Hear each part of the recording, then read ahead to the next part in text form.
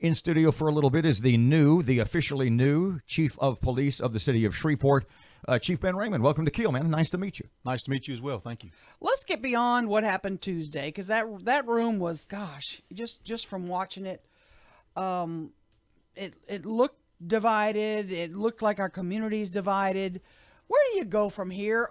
Is this a city that is divided? Is your department a department that's divided? I don't believe it is. I don't think that what people have said that they observed in city council is representative of the city or the department. Now, I sat a little closer to the front than normal because when I walked in, there were a lot of people, understandably. When I heard the rhetoric following the council, did you notice that there were blacks on one side and whites on the other? And I did not. I know that there were several, or at least two different law enforcement agencies at the meeting. City marshals have been providing security, and then we had several Shreveport police officers. But it didn't dawn on me that there was a rift or a split. Now, certainly the comments appeared to be broke along racial lines. But again, a city of 200,000 people, there were 50 or 60 people in the audience. I don't think you get a clear representation of the city. Mm-hmm. You were accused of all kinds of things during that meeting. You got up and you were so respectful, and you said this is not the time nor place to address that. Mm-hmm. When will that be? Or will you just dust yourself off and move on? I would address it if somebody would question me about the majority of the statements made were slanderous and false. What's concerning is that someone obviously started rumors, which is fine. Those things happen when you're in public service. But the fact that people just believe them without asking for the truth, it bothers me to a degree. But I've got thick skin, and I'll move on. And if anybody wants me to clear the air about any of those falsities, I certainly will. But I don't want to continue to bring up any type of divisiveness. This is a time for the community and the police department to unify and move ahead. And continuing to stir that conversation is not going to help that process. I would think the last 6 weeks has been a bit of a roller coaster ride, an emotional seesaw, perhaps, when the three names from the committee came back and you weren't on that list. What did you think when that happened? Because honestly speaking, you were the big favorite going in. What went through your mind when the three names, when one of them was not you? And how did you handle that up until the Jerry Bowman announcement? Well, I was surprised. Certainly, I fully expected I would be one of the three names. But from the beginning, from November 13th of last year, really for my entire life for that matter, put it in God's hands. If God wants me to be the chief of police, then that's where I'll be. If he has other plans for me, then I'll go that route, and I'm fine with that. Speaking of Councilman Bowman, he has stated repeatedly that the mayor didn't know what he was going to do. The mayor said that also, as a matter of fact. He has said that he was acting on his own, that he did not inform Mr. Adrian about the actions he was going to take. Did you have any inclination? Did he say anything to you? He didn't. I think people are really kind of putting a little too much into the committee. The mayor could have selected a police chief on August 1st. He didn't have to. As long as there was a test and the applicant had made a passing score, the mayor could have said, "This is my police chief."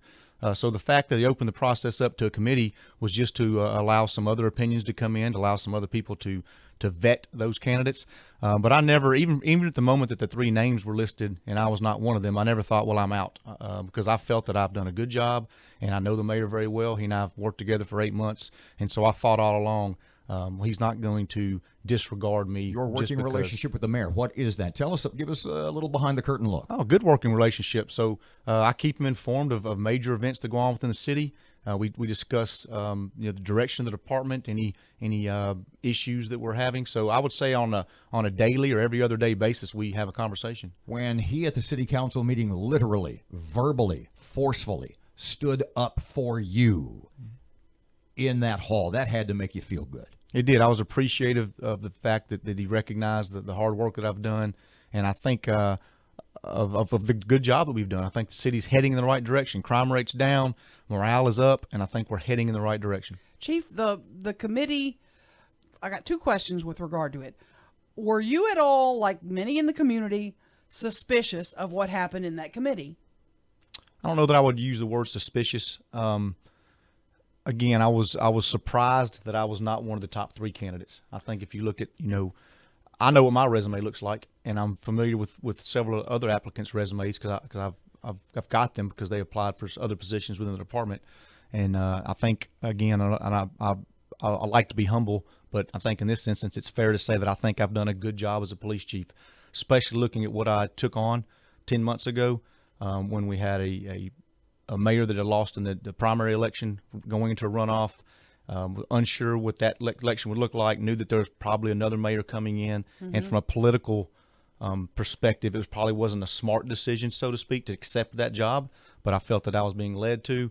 I've worked without a deputy chief now for 6 months. I've had a substitute CAA, which she's done a great job, but still it's a learning process. So there's been a lot of things that have occurred in the last 10 months I've had to deal with, and I think considering all that, crime rate still at what we consider to be 45-year lows, historic lows, and the morale of the department. I'm still going through emails and text messages of people telling me how they're so excited that I'm their leader and that I'm going to continue with the work that I've started. The other question on the committee is this, and I hate to even ask you this, but it's been talked about in town. Everybody's talked about it, that there was some concerted effort by the committee to get a black chief of police in Shreveport. Did you feel that at all? Do you believe those rumors? I don't believe those rumors. I can tell you that when I was in the interview room with the committee, I felt comfortable. I didn't feel like I was getting the cold shoulder. I felt like I was given a fair opportunity to answer all the questions. And to be honest with you, at this point, it doesn't matter to me. The mayor made what I believe to be the right choice. He made his decision, and I'm obviously happy about that and comfortable with that. Sure.